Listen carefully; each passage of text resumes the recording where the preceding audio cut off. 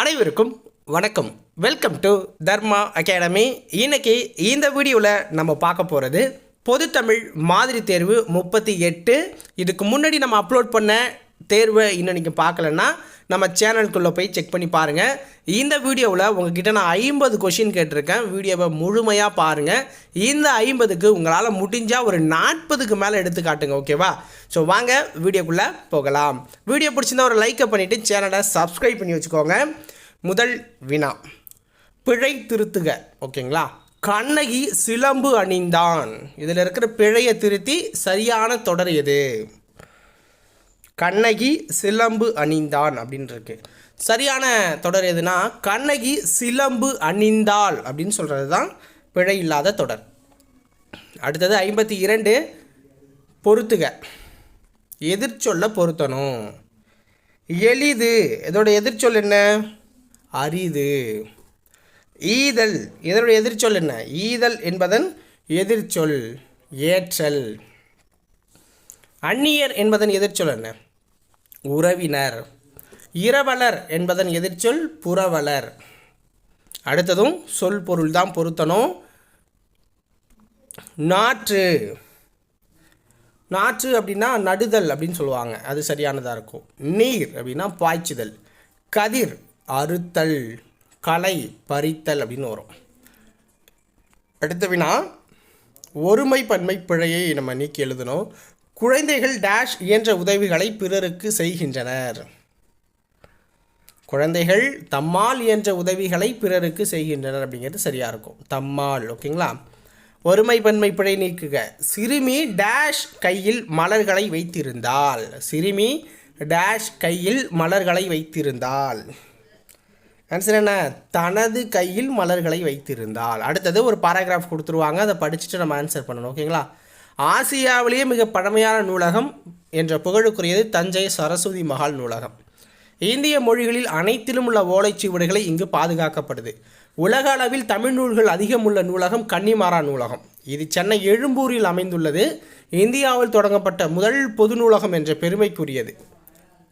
திருவனந்தபுரம் நடுவண் நூலகம் கொல்கத்தாவில் 1836ஆம் ஆண்டில் தொடங்கப்பட்டு 1953இல் பொதுமக்கள் பயன்பாட்டுக்கு கொண்டு வரப்பட்ட தேசிய நூலகமே இந்தியாவின் பெரிய நூலகம்.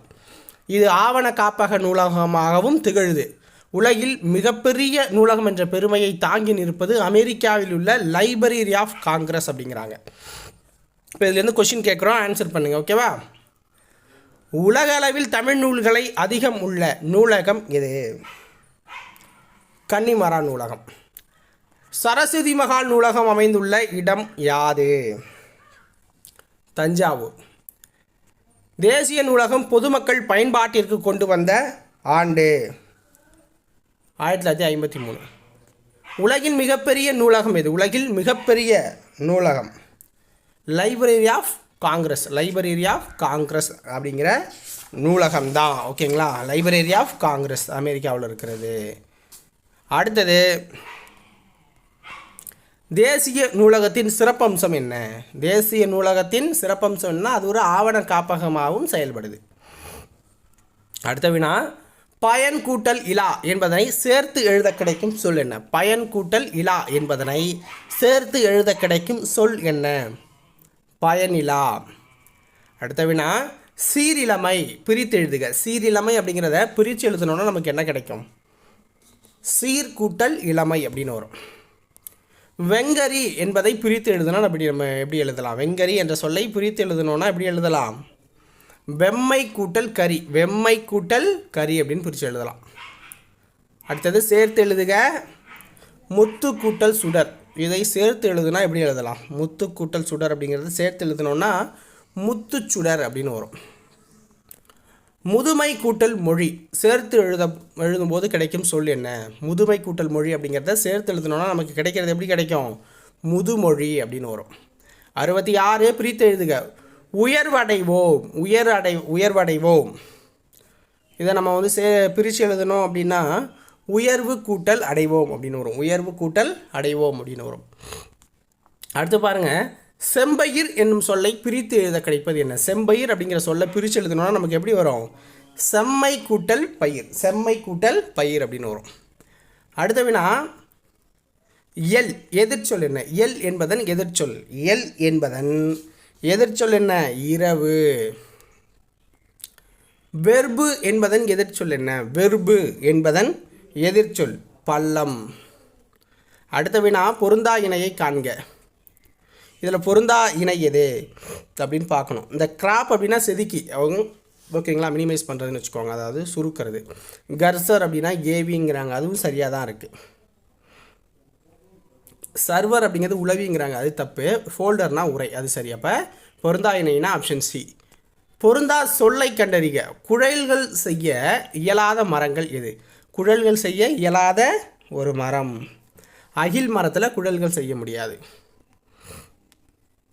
பொருந்தா இணையை கண்டறிக. இதில் பொருந்தா இணை எதை கண்டுபிடிக்கணும்? துவரை பவளம், மல்லல் வளம், கோடு அப்படின்னா என்ன? கொம்பு அப்படிங்கிறாங்க, இதுவும் கரெக்டு தான். செரு அப்படின்னா செருக்குங்கிறாங்க, இது பொருந்தா இணையாக இருக்குது. பொருந்தா இணையை கண்டறிக. ஏறுகோள் அப்படின்னா எருதுகட்டி அப்படிங்கிறாங்க, ஏறுகோள் அப்படின்னா எருதுகட்டிங்கிறாங்க, அது சரிதான், அதோட ரிலேட்டபிள். திருவாரூர் கற்கையூர் அந்த இது ஓவியம் இருக்கா? ஆதிச்சநல்லூர் அரிக்கமேடுங்கிறாங்க, அங்கே இருக்குதா? பட்டி மன்றத்தை பட்டி மண்டபம்னு முன்னாடி அழைச்சிருக்காங்க, அதுவும் சரி. அப்போ இதில் பொருந்தாத இணைனா திருவாரூர் கரிக்கையூர் அப்படிங்கிறது பொருந்தாமல் இருக்குது. அடுத்து பாருங்கள், பொருந்தா இணையை கண்டறிக. நாற்று நான் நடணும், நீர் நான் பாய்ச்சணும், கதிர் நான் அறுக்கணும், களைனா அடிக்கணுங்கிறாங்க. இதில் பொருந்தாதுன்னா கலை, களைனா பறிக்கணும். 75 பொருந்தா சொல்லை கண்டறிக. பொருந்தா சொல்லை கண்டறிக.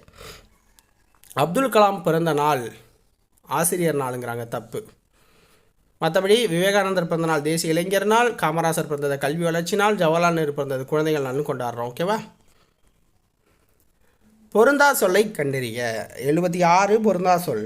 திங்கள்னா மாதம், பகலவன்னா கதிரவன், மெய்யின்னா உண்மை, பொய்மைனா மெய்மைங்கிறாங்க, அது தப்பு. ஓகேங்களா? அடுத்தது சந்திப்பிழையற்ற வாக்கியங்களை கண்டறி.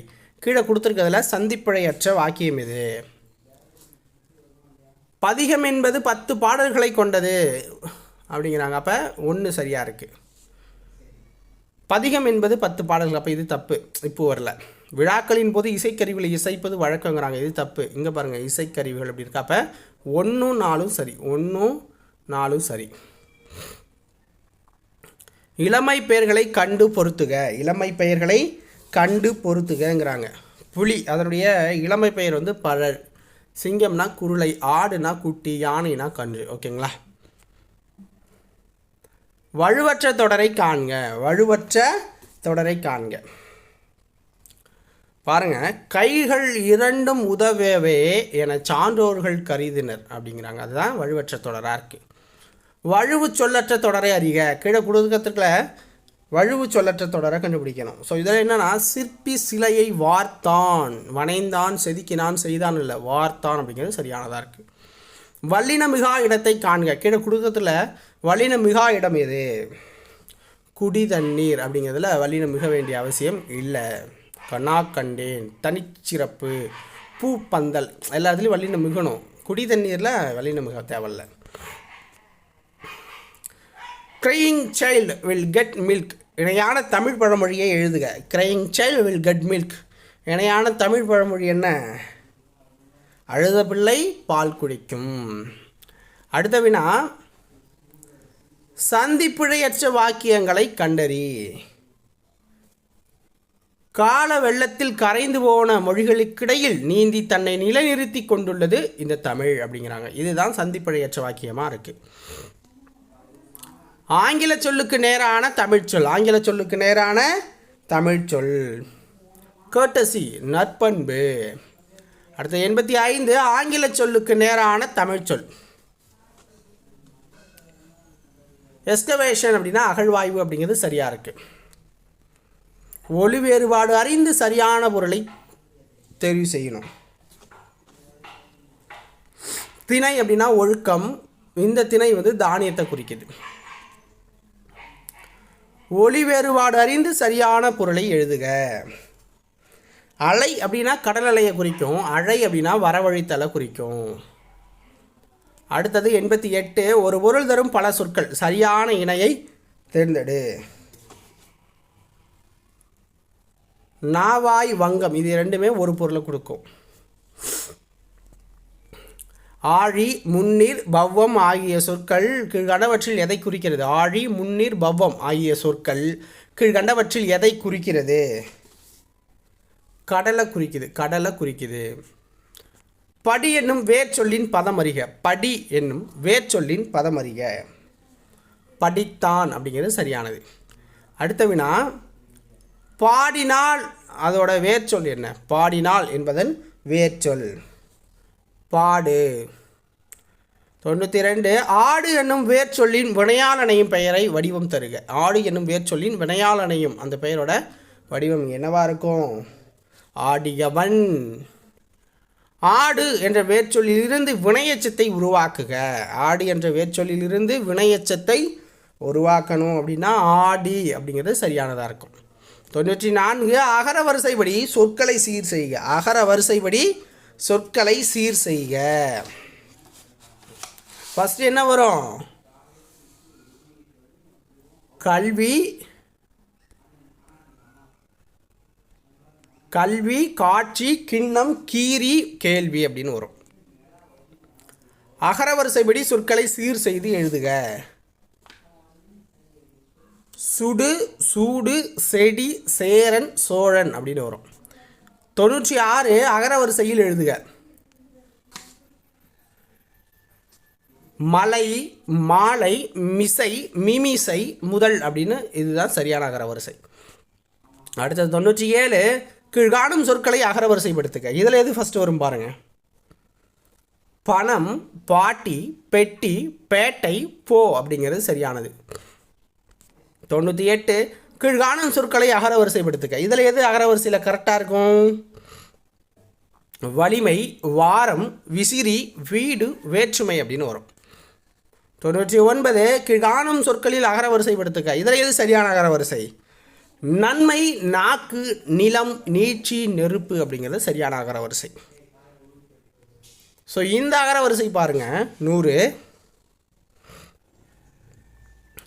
பள்ளம், பாலை, பிணி, பீடு, புனை. பள்ளம், பாலை, பிணி, பீடு, புனை அப்படிங்கிறது சரியான அகர வரிசை. ஸோ இதோட 38வது டெஸ்ட் நம்ம முடிக்கிறோம். இந்த 38வது டெஸ்ட்டில் நீங்கள் என்ன ஸ்கோர் பண்ணீங்க அப்படிங்கிறத கமெண்ட்டில் சொல்லுங்கள். நாளைக்கு வேறொரு வீடியோ பகுதியில் உங்களை வந்து சந்திக்கிறேன். நன்றி, வணக்கம்.